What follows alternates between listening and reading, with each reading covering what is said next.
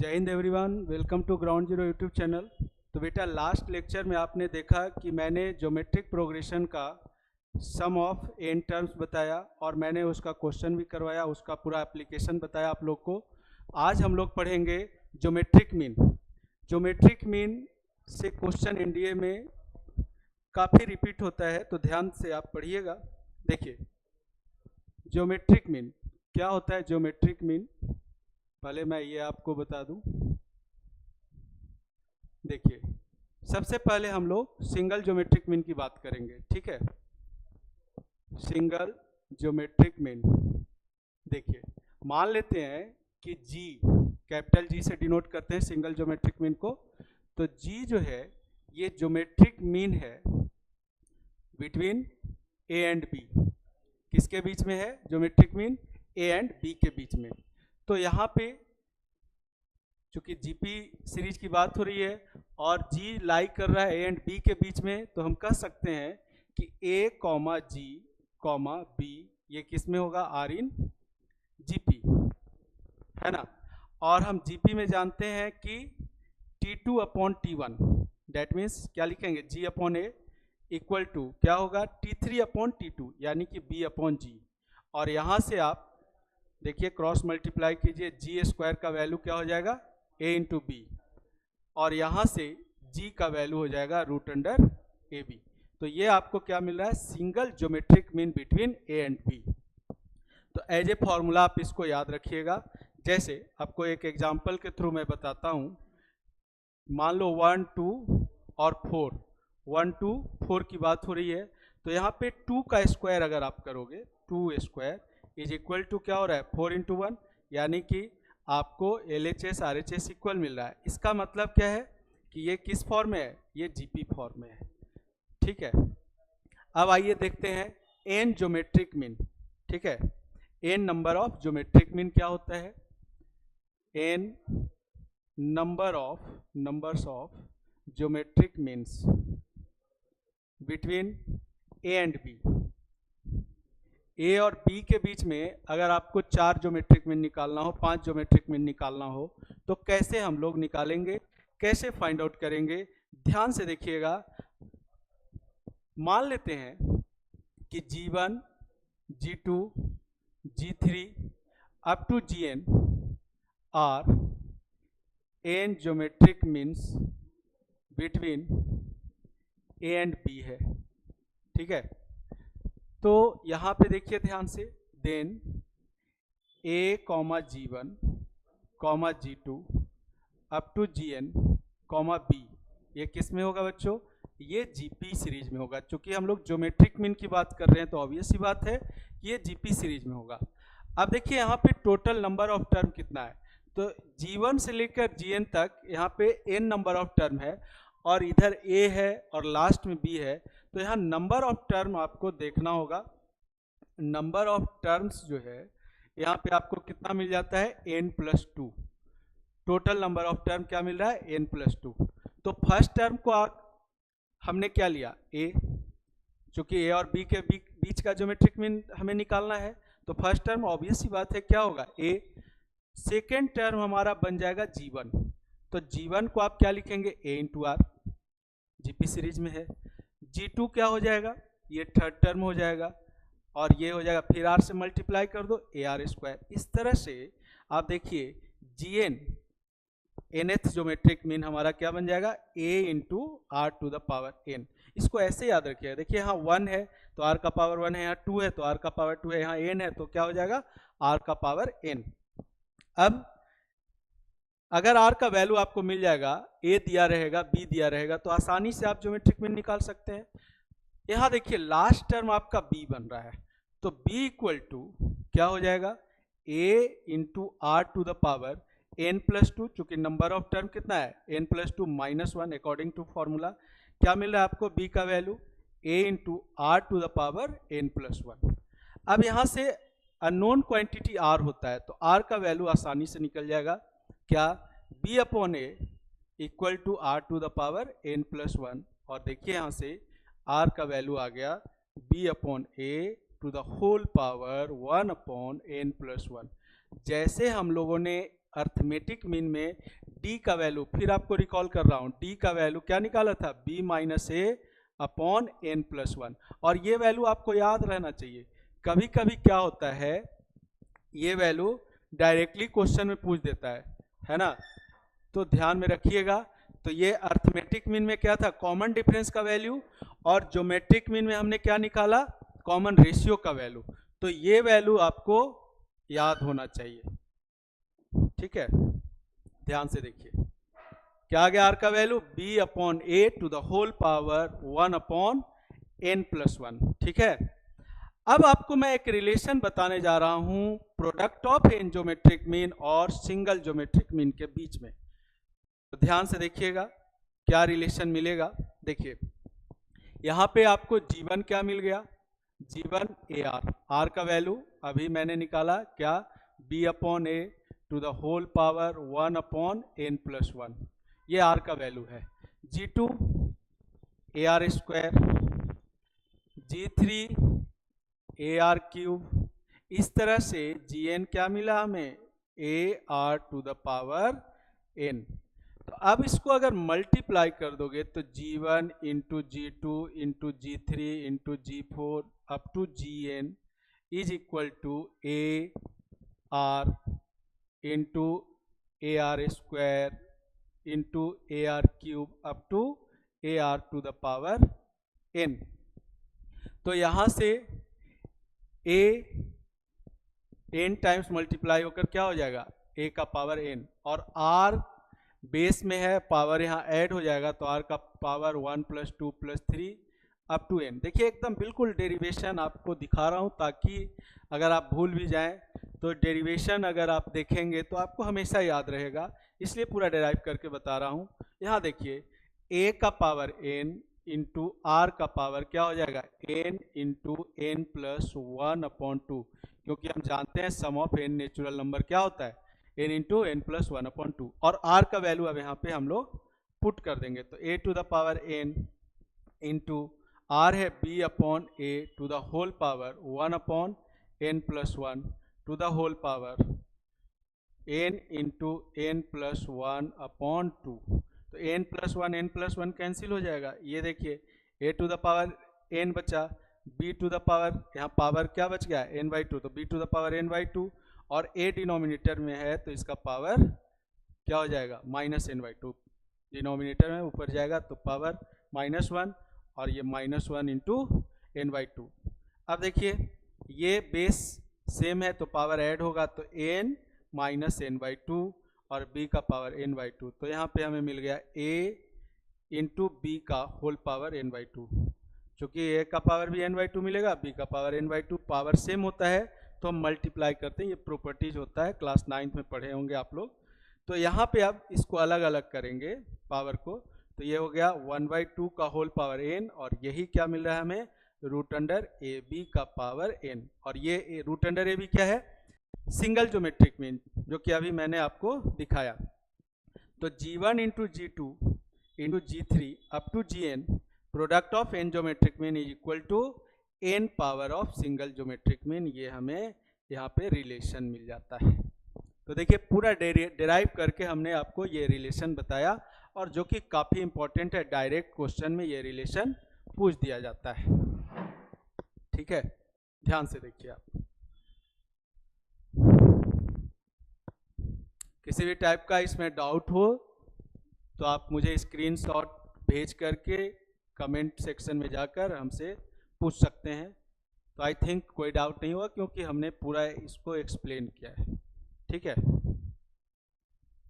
अब देखिए जैसे मान लो कहता है कि find 5 geometric means between 2 and, मान लो यहाँ पे क्या ले लिया 128, इसके बीच में 5 ज्योमेट्रिक मीन की बात हो रही है।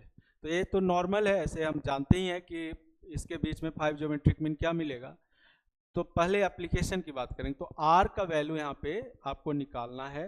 तो R का वैल्यू ये देखिए, ये A का वैल्यू है, ये B का वैल्यू है, तो क्या हो जाएगा B upon A to the whole power 1 upon n plus 1 हमने निकाला है।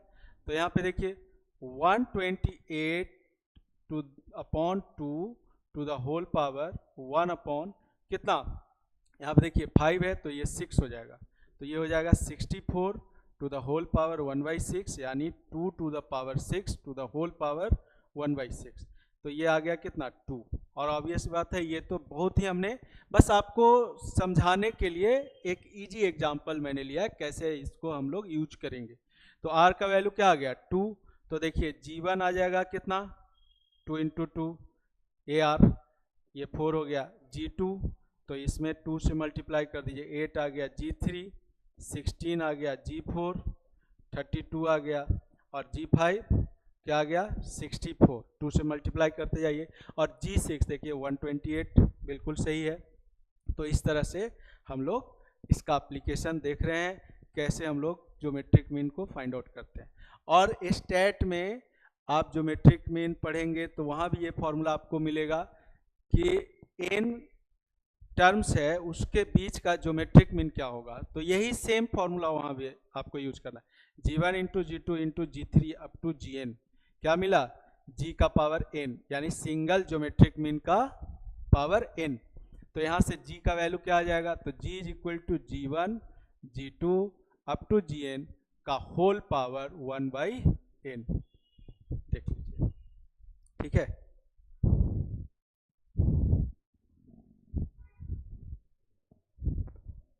तो आई थिंक क्लियर हुआ होगा, कोई डाउट तो नहीं है इसमें, ओके। अब आइए आगे हम देखते हैं प्रॉपर्टीज ऑफ जीपी, ठीक है, प्रॉपर्टीज ऑफ जीपी। पहले प्रॉपर्टीज को मैं एग्जांपल से आपको समझाता हूँ।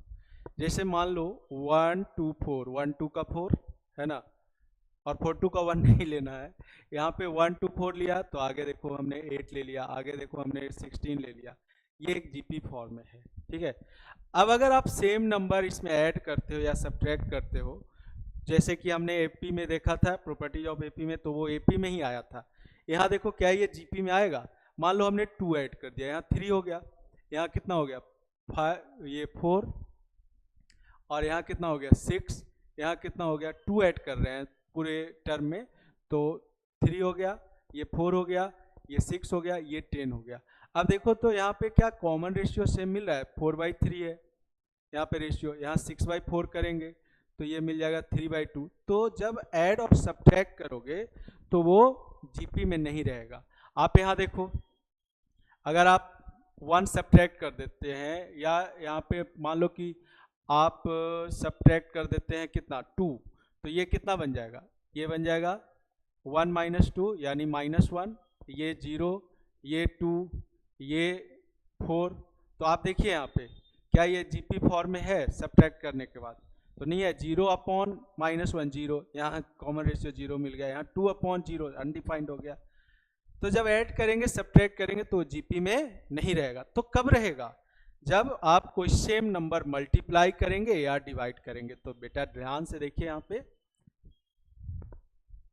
क्या कह रहा है फर्स्ट प्रॉपर्टी कि if a1 a2 a3 up to n are in GP with common ratio R in GP with common ratio R, तो हम यहाँ क्या कहेंगे, देन a1 इंटू के, a2 इंटू के, a3 into K up to n into K are also in GP with common ratio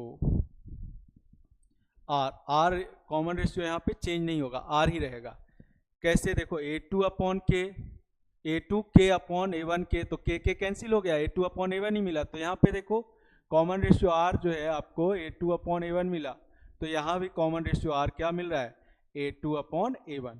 तो यहाँ पे कॉमन रेशियो सेम रहता है। कॉमन रेशियो में जब आप सारे नंबर में सेम नंबर मल्टीप्लाई करते हो या डिवाइड करते हो तो कॉमन रेशियो में कोई फर्क नहीं पड़ेगा, कॉमन रेशियो सेम रहेगा, ठीक है। तो सेकेंड आप यहाँ पे, ये तो फर्स्ट हो गया, फर्स्ट का फर्स्ट। सेकेंड क्या होगा कि a1/k कॉमा A2 अपॉन के कॉमा B2 ये A3 B2 नहीं A3 अपॉन के अप टू N अपॉन के, ये किसमें रहेगा R in GP with common ratio same रहेगा, कॉमन रेशियो R ही रहेगा यहाँ पे, ठीक है, इस तरह से। अब थर्ड देखिए, जैसा हमने एपी में पढ़ा था कि फर्स्ट और लास्ट का sum is equal to second last का sum is equal to third last का सम, तो उसी तरह से यहाँ पे मल्टीप्लीकेशन में होगा, क्या होगा, A1 into n equal to A2 into n minus one equal to A3 into n minus two up to so on. जैसे देखिए, मान लो हमने 2 4 8 है ना 16 32 64 इस तरह से एक एपी सीरीज लिया, जीपी सीरीज लिया, तो इन दोनों का प्रोडक्ट 128, इन दोनों का प्रोडक्ट 128, इन दोनों का प्रोडक्ट 128, तो फर्स्ट लास्ट का product is equal to second last का product is equal to third last का प्रोडक्ट। इस तरह से ये एक प्रॉपर्टी यहाँ पे बन जाता है, ठीक है। अगले प्रॉपर्टीज को देखिए, अगला प्रॉपर्टी जो है प्रॉपर्टी नंबर 4, इफ ये A1 A2 A3 A4 up to N ये किस में आर इन जीपी, तो हम कहेंगे कि इसका जो टर्म है वो अगर किस में होगा, एपी में होगा, तो सीरीज फिर से वो जीपी में रहेगा। जैसे यहां पे देखिए A1 A3 तो इसका गैपिंग क्या है, 2 का है। A3 के बाद हमने ले लिया A5 के बाद हमने ले लिया A7 अप टू ये क्या होगा, आर ऑल्सो इन जीपी, है ना। तो यहाँ पे टर्म के बीच का गैप अगर इक्वल है तो वो जीपी में ही रहेगा। फॉर एग्जाम्पल देखिए, आप A1 को हमने A लिया तो A3 क्या लेंगे, AR स्क्वायर, तो A5 क्या लेंगे, AR का पावर 4, A7 क्या लेंगे, AR का पावर 6, है ना। तो यहाँ पे जब आप कॉमन रेशियो निकालोगे, यानी इसको कॉमन रेशियो को क्या मान लेते हैं, कैपिटल R मान लेते हैं बच्चों, तो कॉमन रेशियो यहाँ क्या हो गया, R स्क्वायर, देखो A3 अपॉन A1, चूंकि ये हम जीपी में बता रहे हैं आपको, तो R स्क्वायर, फिर यहाँ देखो यहाँ भी R क्या हो गया, A5 upon A3 R square, तो हमें कॉमन रेशियो इसका भी सेम मिल रहा है। तो जब इसका टर्म किस में होगा, इसका टर्म अगर एपी में होगा तो फिर ये सीरीज जीपी में ही रहेगा, ठीक है। और भी एग्जांपल मैं ले लेता हूं, यहाँ पे देखिए A1 और यहाँ पे ले लीजिए A5, तो ये बीच का गैपिंग कितना है, 4 टर्म्स का गैप है, तो यहाँ पे आगे A9 ले लिया, फिर A13 ले लिया, तो up to so on are also in GP. तो इस तरह से डायरेक्ट क्वेश्चन एनडीए में पूछ दिया जाता है, ठीक है। चलिए अब आगे आते हैं हम लोग प्रॉपर्टी नंबर 5 पे। अगर A1 A2 up to N किस में है, एपी में है, तो अगर आप सेम पावर ले लेते हैं यहाँ पे, या रूट ले लेते हैं सेम पावर, तो वो एपी में ही रहेगा। तो यहाँ देखिए A1 का पावर n कॉमा A2 का पावर n A3 का power n same power up to An का power n are also in GP, ये जीपी में ही रहेगा। चाहे आप रूट ले लीजिए तो वो जीपी में रहेगा। आप ऐसे भी कर सकते हैं कि root under A1 comma root under A2, ये भी तो सेम पावर हो गया ना, up to root under An are also in GP, ठीक है। तो ये सब बहुत इंपॉर्टेंट प्रॉपर्टी है, ठीक है। चलिए आगे देखिए, अगर दो सीरीज किस में है, जीपी में है, क्या है, दो सीरीज जीपी में है, तो क्या होगा, यहाँ पे देखिए ये हम सेकेंड प्रॉपर्टी मान लेते हैं इसको, क्योंकि फर्स्ट का हमने 6 पार्ट बताया, तो ये सेकेंड मान लेते हैं। A1 A2 A3 up to N are in GP with common ratio क्या हो जाएगा कॉमन रेशियो, R1 ले लेते हैं, and B1 B2 B3 up to Bn are in GP with common ratio, इसका कॉमन रेशियो R2 ले लिया। तो AP में क्या होता था, AP के प्रॉपर्टीज में प्लस माइनस करस्पॉन्डिंग से करते थे तो AP में रहता था, ठीक है। लेकिन यहाँ पे प्लस माइनस में AP नहीं रहेगा, यहाँ पे कब रहेगा, जब हम क्या करेंगे, यहाँ पे मल्टीप्लाई या डिवाइड करेंगे। तो यहाँ देखिए देन क्या लिखेंगे, यहाँ पे इसको सेकंड का फर्स्ट मान लीजिए, A1 B1 A2 B2 up to AN BN are also in GP with common ratio, with common ratio हो जाएगा आपका R1 इंटू R2, ठीक है। सेकेंड, अगर आप A1 अपॉन B1 करेंगे, A2 अपॉन B2 करस्पॉन्डिंग से divide up to AN upon BN, तो ये हो जाएगा R also in GP with common ratio R1 upon R2,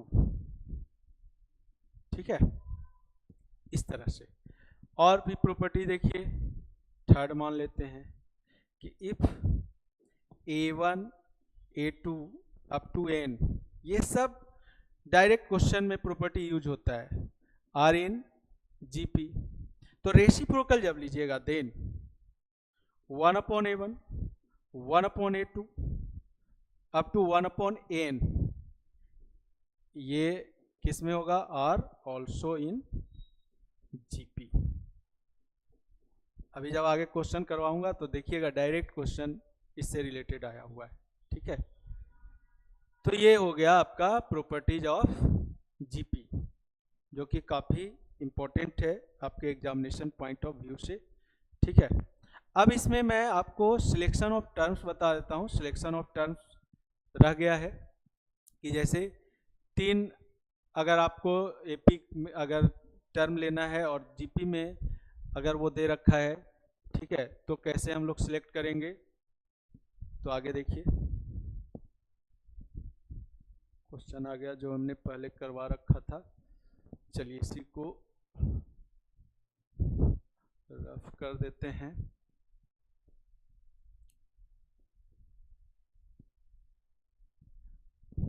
देखिए सिलेक्शन ऑफ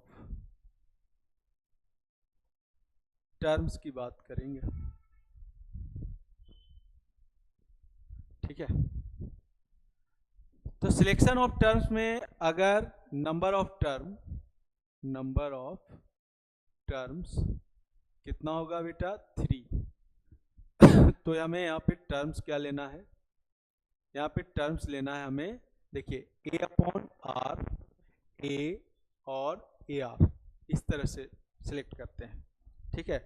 और कॉमन रेशियो यहाँ पे क्या मिल रहा है आपको, R। क्यों, क्योंकि जब इससे रिलेटेड क्वेश्चन दिया रहेगा तो उसमें प्रोडक्ट ऑफ नंबर्स दिया रहेगा। तो इस तरह से लेने से हमें क्या फायदा होता है कि यहाँ पे प्रोडक्ट करने के बाद R कैंसिल हो जाता है। ये देखिए है ना, ये तीन टर्म किस में, GP में। प्रोडक्ट करेंगे तो R कैंसिल हो जाएगा, तो A का वैल्यू आसानी से आप निकाल सकते हैं।